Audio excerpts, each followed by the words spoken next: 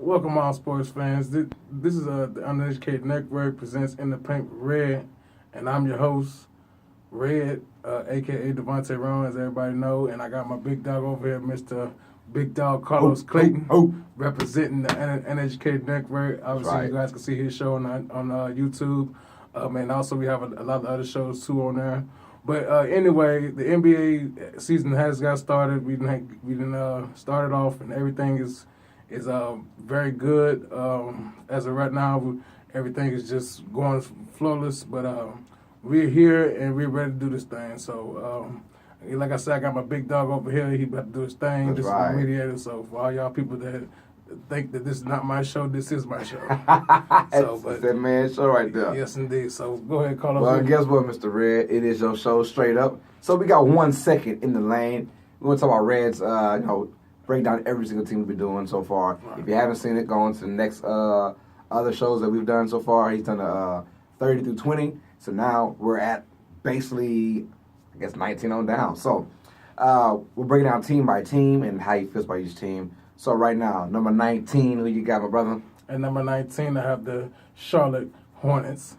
Obviously, they traded up to get the Dwight Howard this offseason. I really like that deal that gives them a presence down low. And obviously, they drafted a great point guard. I also think, too, Kemba Walker.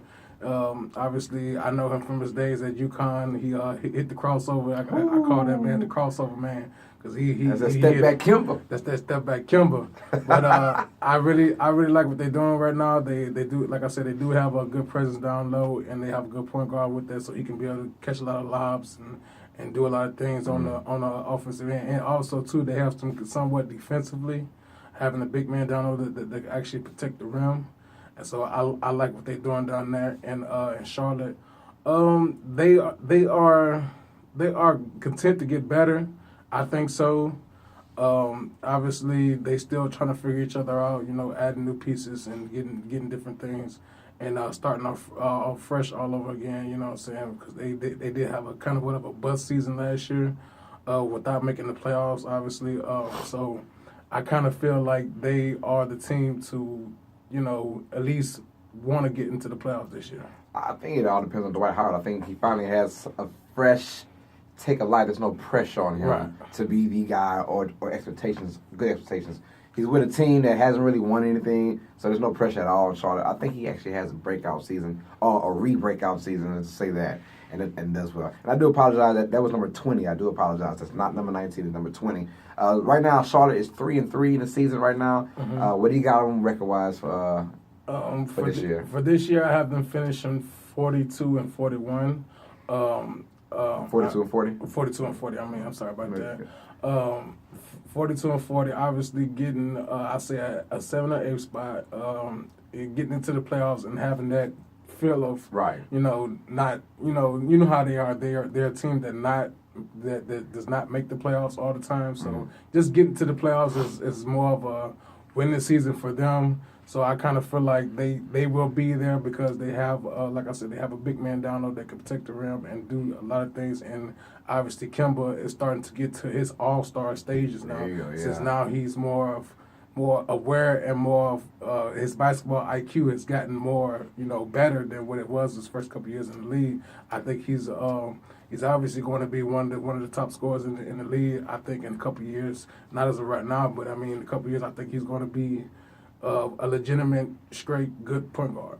Gotcha. That's number 20, the Charlotte Hornets. At number 19, who you got, Red? At number 19, I got the Detroit Pistons. Obviously, I don't really know too much about this team, but I seen them play last night. Obviously, everybody watched the game. They did beat the Golden State Warriors. I like that. Obviously, everybody knows I'm not a Warriors fan, so I like whoever can beat the Warriors. Thank you so much. But I really like their team. Obviously, they have the coaching and Stan Van Gundy. I'm gonna say Jeff. I'm sorry, I get them kind of mixed up. But Stan Van Gundy has always been a good coach. Obviously, when he was in Orlando and when he was doing his thing out there, he actually took that team to the finals, the Orlando Magic.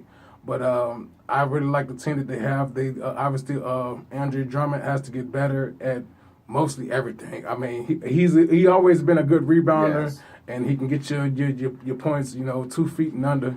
But I mean, it's free throw wise and Free throw, no jump shot. None of that. I mean, it's like, man. I mean, why are you? I mean, I understand the reason why you drafted is so you can be a rebounder and a defender. But if you can't make free throws, I mean, why do I want you on my team? I mean, come on, I need you at least hit a free throw for me. I mean, there are some guys like that in the league. Obviously, we got our DeAndre Jordans and we got our Tristan Thompsons and stuff like that. But I mean, their free throw percentage is, I'd say, somewhat better than what Andre Drummond's are. Because Andre Drummond, I didn't see him airball a free throw. Right. It's like, man, come on. You getting paid all this money, you airballing for me? I mean, it's just crazy. I have them. Well, they're 37-45 last year. Right now, right now I know it's early, but they are the best team in the East record wise. Right now, 5-2. Yeah, 5-2. I give them that. I mean, like I said, they did beat the Warriors last night, so I give them their top spot as of right now because they have it already. They're being 5-2 right now, and if they could just continue to learn how to play together and just continue to defend, I think they will be on the outskirts looking in. I mean, and they might just get a spot. I mean, we don't know how it's going to end up at the end of the season, but I do see them on the outside looking in, wanting to get in. I gotcha. At number 19, the Detroit Pistons. At number 18, who you got, my brother? I got the Denver Nuggets. The Denver Nuggets. Obviously, I like their team. They have George and I can't even say his name right. I think I said it wrong. Moutier. Yeah, Moutier. Moutier. I can't even say his name right either. It's just and obviously the offseason move, bringing in Paul Millsap. I really like that. What they did this offseason, they brought in an all-star power forward that can stretch the floor and play with his back to the basket, and he's a somewhat of a good defender too, just I know them guys are young and they learning from Paul Millsap, but I think that they once they get themselves and find themselves, I think they not I say make playoffs in the West because you know how the West is just so star-studded. I can't see them in the playoffs because it's just so hard.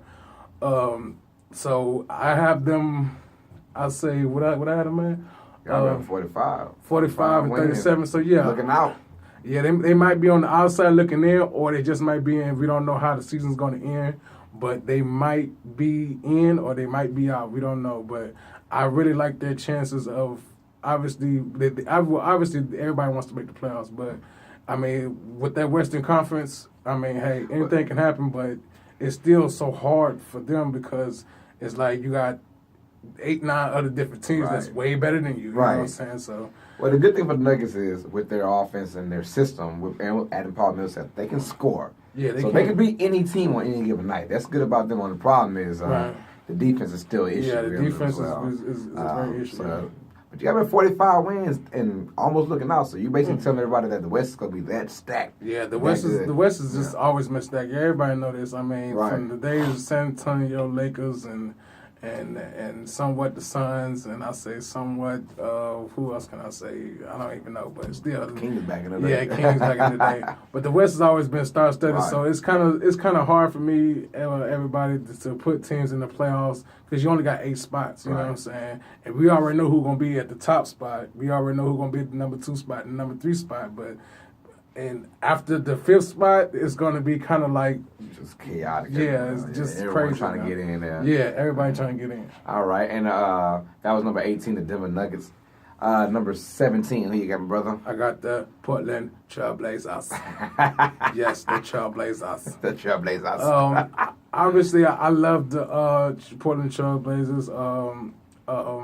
Damian Lillard obviously is the man there, and now. Obviously, I think last year or the year before, C.J. McCollum actually found himself and actually became, that backcourt, the other side of backcourt. Actually became the Robin. Actually became Robin now. Yes. And I like that, you know what I'm saying, having the Wessel star-studded, as everybody already knows, that having that dynamic duo that they have down there is for real. And I've seen them play, and they can give a team a run for their money. Obviously, They did add Evan Turner, I think, like a year or two ago. I'm not sure, but he was Evan Turner was a Ohio State product. You already know. He's obviously a pretty good, somewhat of a decent two-way player. He can play defense, and he can score the ball. Evan Turner.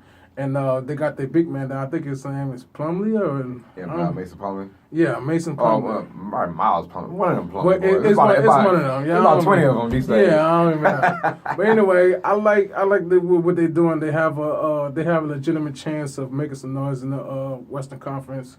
I can't see them going anywhere, but they can make some noise. This is why I like the Portland Trail Blazers. I'm with you on that. I love the Blazers as well. And last year they came out sluggish, but they finished the season so strong that I think that's continuing right now, because right now they're 4-2, which is a pretty, to start off the first 6 games at 4-2 is not bad at all. Right. If you want to keep with the Joneses, you know what I'm saying. So if they want to find themselves in the playoff mix, in a deep playoff mix, because last year they did make the playoffs, they did. And when you thought they weren't, but they did, and they're right off that hot streak. I think Portland is a very, very dark horse sleeper team, because this is one of the teams like the Nuggets. They can score points with you, but this team also can win those games. I don't think Denver can win a lot of games, scoring a lot of points, but Portland can, I believe, win a lot of games this year. So what you got them up for this year? This year, I have them finishing 51-31. I'll say a 7 or 6 spot. Because obviously of the firepower that they do have, and they're like Carlos just said, they're a very sneaky good team. You know what I'm saying? They can score a lot of points and somewhat defend. You know what I'm saying? Right. So that's the reason why I have them at 51-31. They are just, I think if they once they just like, I guess just get themselves to where they know they can be the best. I think they will be, one of the top teams in the Western Conference. Here we go. All right, so that's number 17 team, the Portland Trail Blazers. At number 16, who you got, Red? I got the Miami Too Hot Heat. Yes, indeed. Obviously, everybody know that I once was a Miami Heat fan. I still am to this day. I'm not saying that I'm not. Because, you know what I'm saying, Miami Heat did bring joy and happiness to one of my favorite players in the game right now. So right now they are 2-3 right now. They're having a somewhat okay season. It's still early, so we're not really just going off of what their record is right now. I do have them finishing 41-41. I do have them probably, I'd say a 7 or 8 spot, or on the outside looking in. Right. We don't know, but their team obviously having Hassan Whiteside, Gordon Dragic, and Justice Winslow, and then Jason Richardson. I don't know what his name is. They are a pretty good team. It's just a point of finding themselves and knowing that they can be a top tier team. Obviously, they have one of the best big men in the game. His first game this season, he had 26 and 22, 26 points, 22 rebounds. So I mean, the man is a beast. They'll go as far as Whiteside takes them. Yes. Right now he's been hampered by a hamstring injury or knee injury, one of those. So they'll only go as far as he can take them. If he stays unhealthy this year, because he's already missed, I believe, a game or two already this year, and they're 2-3. That's not the best start that you want to be at, but like I said, it's still early. But if he's healthy and plays at a dominant level that we think he can play, this team could 41-41 sounds about right to me, like you said. Right. It sounds right. But if he could play at a high level and stay healthy and be injury free, that's a good team to mess with, man. Yes, it is. Yes, indeed. But I like him. I really think, like you said, if Hassan Whiteside can stay healthy and he can just play at a level that he won't, if he wants to take this team to a high level, he gonna have to be the man. You know what I'm saying? Man. He gonna have to be the man. Take the next step. Yes, indeed. All right, that was 1 second in the land. Hope you guys enjoyed it. At 20 was the Charlotte Hornets. At 19, we discussed the Detroit Pistons. At 18, we discussed the Denver Nuggets. 17, we discussed the Portland Trail Blazers. And at 16, we discussed the Miami Heat. So, like I said, if you want to see basically 21 through 30, go to our other shows. Check that out in the Paint with Red. That being said, that was 1 second in the lane. Now, we are at 2 seconds in the lane. Red. Bradley Beal versus Draymond Green. That's the fight around town. Even though no one really threw any crazy punches or anything, but they got each other's faces, and they were ready to throw blows if they're on the streets. Right. Pretty much. Give me your just take on that actual fight, and what would that mean for the mindset of the Golden State Warriors with Draymond? I think that the Draymond situation, the Golden State situation, that Draymond has been this real, like, I'm not trying to say like he's a Hot-headed. Yeah, hot-headed. Man. But I mean, the way the Warriors run themselves, they try to act so like they're better than everybody else. And I mean, you're still human amongst all the NBA players. You're not just, better than them because you won 2 rings and you've been to the finals 3 straight times. You're not better than these people, you know what I'm saying? You probably are as a team, but not as a human being. Right. You know what I'm saying? So, Draymond, like I said, I like Draymond, but just the way his attitude is, it bothers me sometimes. I mean, sometimes you have to keep your composure and not, overreact to little ticky-tacky fouls and want to yell at the ref. That's every game. I mean, man. I know. That's what I'm saying. It's every game. I mean, come on, man. You gonna get hit. This is basketball. This right. is, you know what I'm saying. The thing's gonna happen. You're gonna get bumped. You're gonna get fouls that's not gonna be called. So I mean, you just have to live with it and go on to the next play. But my most important things, like I said, it's just his attitude, man. I don't like it. And I mean, I understand that Bradley Beal initiated the contact. He hit you in the face. I seen the replay. I watched it all. The man did hit you in the face though. But for you to react like that, it's like you being very, very childish. I mean, I understand somebody hit you in the face, you want to retaliate, but this is the NBA. This is not on the streets. This is not in the hood. This is not, you know what I'm saying, you're hanging out with one of your friends or your brother or something like that. This is the NBA. So, obviously, those two obviously got fined. I think Draymond got fined like $50,000. I think Bradley Beal got fined like $25,000. So, I mean, they both got fined, though. But see, if you would just keep your composure, you would never got fined that type of money. You know what I'm saying? They just don't love money these days. I mean, I understand you making a lot of money, but and I mean, hey, give me that $50,000. Yeah, you know what I'm saying? Give me $50,000. You know what I'm saying? Shoot, if you want to act like that, I mean, shoot. But I mean, the simple fact of the matter is that y'all millionaires, y'all make money, y'all don't have to worry about nothing for the rest of y'all life. And I mean, y'all want to sit here and yes, I understand that the man fouled you, but just instead of retaliating, just dunk on them or something, or shoot a 3-point on them. I mean, do something that makes him feel guilty mentally, not physically. You know what I'm saying? That's smart. You know what I'm saying? So that's the reason why I was like, Draymond and Bradley Beal. I don't get me wrong. I like to see Draymond get in trouble. I ain't gonna lie, because I'm not a Warriors fan. Everybody knows that. But I mean, just a simple thing is just keeping your composure, man, and just grinding it out, man. Because it's gonna be a lot of people coming your way, because obviously y'all are defending champions. Everybody wants a piece of y'all. Everybody wants to beat y'all. So I mean, you got to have that mentality to where, okay, yes, everybody wants to beat us, but still, I'm going to keep my composure. I'm not going to get out of hand to where I lose, I lose money, and also I lose games. Lose games. We already know it hurt them 2 years ago, right? In the finals, obviously. With if him you ain't learned from that, I don't know what's going on. I mean, I don't. It's just like you just don't get it. Yeah, exactly. I mean, you already been suspended for 1 game in the finals. You'd already got into it with LeBron. You'd hit Steven Adams down low. You done some dirty things, Draymond. I mean, like I said, I like you, but some of your attitude and the way how you act on the court is just childish, man. And you make too much money to be like that. Right. And I understand you the big dog, you defensive player of the year, but I mean, all that don't mean anything if you sitting there acting a fool on the court. Yeah. You know what I'm saying? That don't mean anything. Draymond Green's got to get his act together, man. Yeah. Our next topic, this young 76ers squad has been looking pretty good so far this year. I believe they're like 2-4, but throw the record out the way and you see them playing. They've been in really, really close games outside of 1 game, I believe. One of their young stars, or hopefully to be a young star, Markelle Fultz, the number 1 overall pick in the NBA draft, he is out right now with an injured shoulder. They're looking at it. He has some kind of tweaks and stuff going on with his shoulder, and right now he is out at least 3 weeks.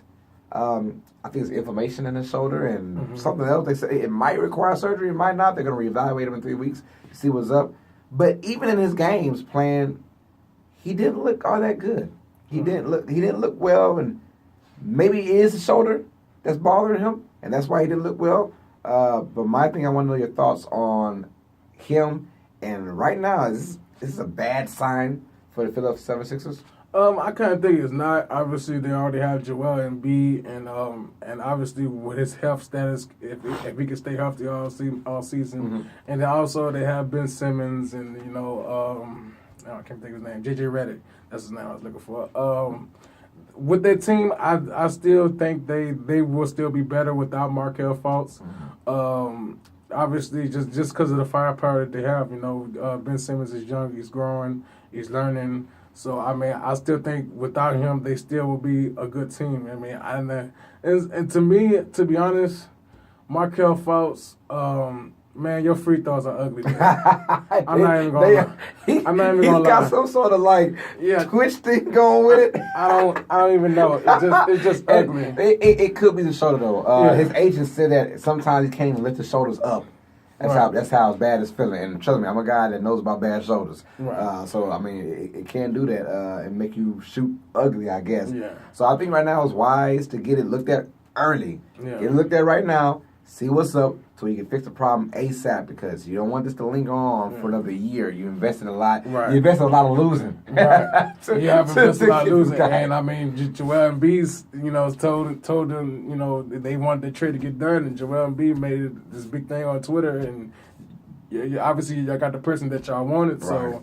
So he has to show his first round over, the first pick in the first round of the NBA draft. He has to show that, and it's just not showing. Basically, it's just wasted talent. Basically, well, we know that. Well, not I wouldn't say wasted talent, but a wasted draft pick and trading up to get him. Right. Because already now this is the second week in the season, or maybe the third week. I don't know yet. But he's already hurt. He's going to be out for 3 weeks. So basically, I traded up to get you, and now it's like you can't even perform for me because of your shoulder. Exactly. You know what I'm saying? Well, I know that they have Ben Simmons, like you said, and Joel Embiid. So the future is still, without Markelle Fultz as of right now, the future still looks good for the Philadelphia 76ers. So that's done with 2 seconds in the lane. Now we're on to 3 seconds in the lane. Red, season's early right now. I think everyone's either at 6 or at 7 games so far this season. So that being said, I want to know your most surprised team in a good way and your most disappointing team. Who is your most surprised team as of right now? My most surprised team right now, I would have to say the Orlando Magic. Obviously, they did beat the Cavaliers, which I did not like, but we don't get over that. And they beat the San Antonio Spurs, and they started off.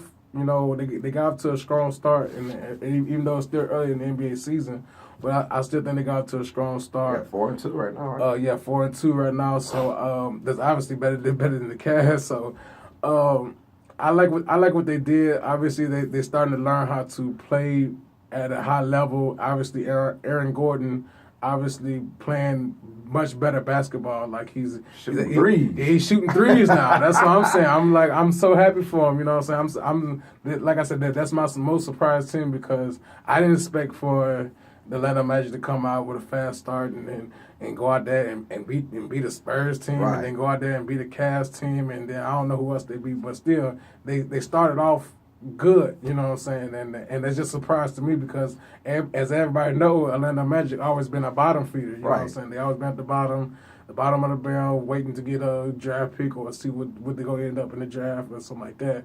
But actually they starting off pretty hot, and I wouldn't say I'll get them a playoff spot right now, but we're gonna see what's gonna happen. I want to see where they're gonna stand after the All-Star break.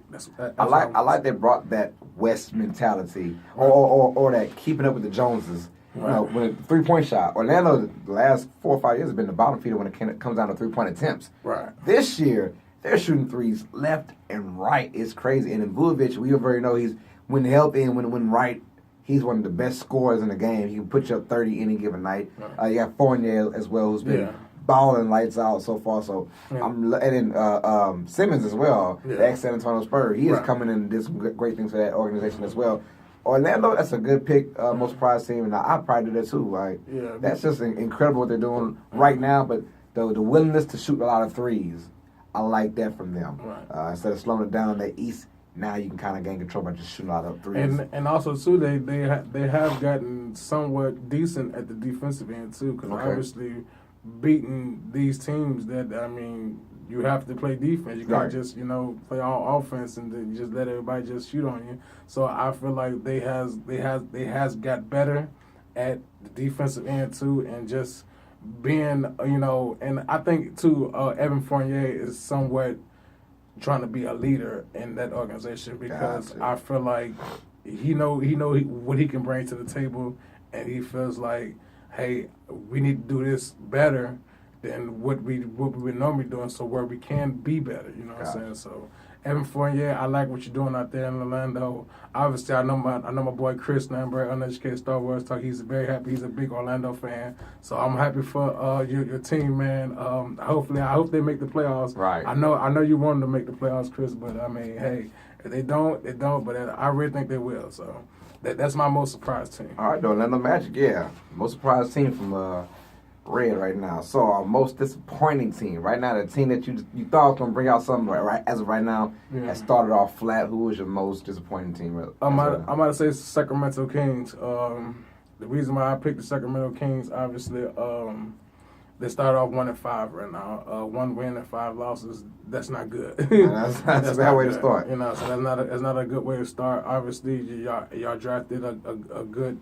I think he's a small forward or guard or something. Darren Fox. Yeah, Darren Fox. Point guard, yeah. A point guard. Okay. See, I didn't even know what position he played. But anyway, obviously they added George Hill and Zach Randolph. And Vince Carter. Yeah, and Vince Carter, the old man, half old man. That's why I call him now. He was half man, half amazing. Half man, half old man. Yeah, he up there now, so he ain't got that bounce like he used to have. But anyway, they just a real shocker to me, because I really thought they was gonna come out and be somewhat of a decent team. Even though they do play in the West, we already know the West is the Justice League out there. So I really thought they was gonna be, somewhat decent. So, and they started off flat-footed, 1 win and 5 losses. That's not good. Like I said, that's not good. So they just kind of like overwhelmed me with their start. It's like it's not good. I thought this year they probably really didn't care about records anyway. This particular year, that's why you get the Zach Randolphs, the Vince Carters, the George Hills to bring in veteran leadership to a young team. So I think they knew that we want to just at least get our young guys ready to be somewhat NBA stars, or be prepared as an NBA player by getting these guys in the room from now. The big guys or the veterans, they still want to win. Right. So 1-5 is still a bad start, like you said. So they still want to win. They don't like losing. I know that. So we got Orlando Magic as Red surprise team. And we have the Sacramento Kings as Red's most disappointing team. Now, everyone, that was 3 seconds in lane, ladies and gentlemen. Everyone's favorite topic we got going on is our Cleveland Cavaliers talk. So with that being said, Red, we're about to break down Cavaliers, about 4 or 5 minutes just talking about them for a second. So far, not good right now. 3-4. No, it's not right good. Now. People were expecting a 6-1, 5-2 kind of start, but 3-4. They've had lineup changes like crazy. Right. D-Wade wants to go back on the start. He wants to go on the bench. Right. Rose is injured. He's back now. Yeah. So these guys can't play defense. Break it down, man. Your state of mind right now. What is going on with Cleveland? To be honest, I really don't know what's going on with Cleveland, but I just think it's just getting everybody on the same page as winning. Right. You know what I'm saying? Obviously, we added 7 new people this year. Y'all already know who those people are. Obviously, and then also I want to say too is the lineup changes that would kind of throws off chemistry. Mm-hmm. First, when the season first started, we had Kevin Love at the 5, we had Jay Crowder at the 4, LeBron at the 3, Wade at the 2, Rose at the 1. And now it's like it changed. Like last night when I watched them, they had Tristan Thompson starting at the 5 and Kevin Love at the 4, LeBron at the 3. I can't even think who plays. J.R. Smith at the 2, right? Okay, J.R. Smith at the 2 and Derrick Rose at the 1. And it's just like Coach Lue is like really just like throwing them kind of off because he keep on changing the lineup.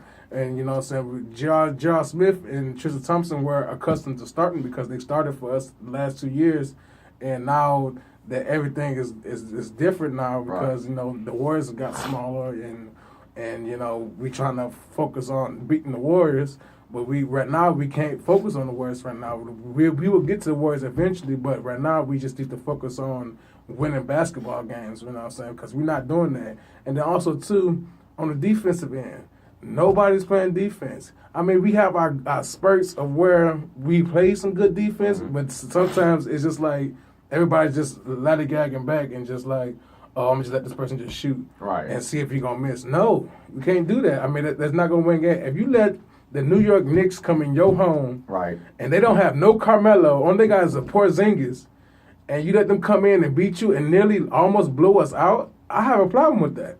We are supposed to be the Cleveland Cavaliers. We're not supposed to be.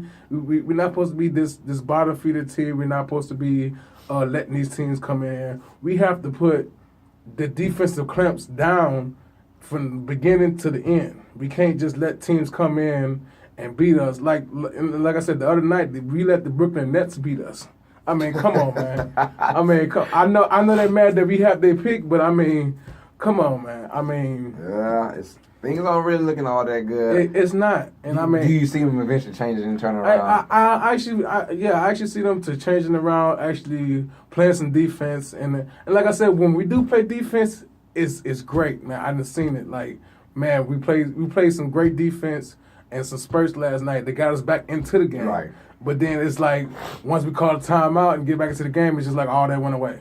And I was like, so I mean, what are y'all doing? I mean, come on now. If LeBron's supposed to be the leader, man, I'll be getting on my boys like, look, man, we got to play defense. It's the only way how we're going to win this game. We can't be letting mediocre teams come in our house and beat us. You know what I'm saying? That right there is like, man, Bron, be the leader. Play some defense. Well, even LeBron, I'm not even going to put LeBron, you know, I'm not going to say that he wasn't playing defense. I mean, he was playing defense because he wasn't either. The whole team collectively was not playing any defense, and that's how we lose to a Brooklyn Nets and New York Knicks. Come on, man. Them are mediocre teams. Them are bottom feeders. We should not be. We should strike that fear in their heart that, hey, we coming. Right. And we ain't coming with no light stuff. We're gonna play defense. We're gonna communicate. We're gonna switch on screens, and we're gonna box out. And another thing too, turnovers. That's what killed us last night. I watched the game. Turnovers killed us. LeBron coming down, want to do all this flashy stuff. Hey, man, come on, man. Pass the ball. Get a ball to the person. I understand this man's wide open in the corner, but you can't see the man that's sitting behind, you know, his own player, and he come out and pick the ball. Come on, LeBron. You know the game, man. Well, you know, Cleveland's got to get better, and I think eventually they will. Yeah. But with Cleveland's drought and Golden State seeming vulnerable, it's bringing much more good attention to the NBA, which they needed. Yeah. So get ready for another great NBA season, you guys. We're going to wrap up right here. It's been fun. It's been live. For my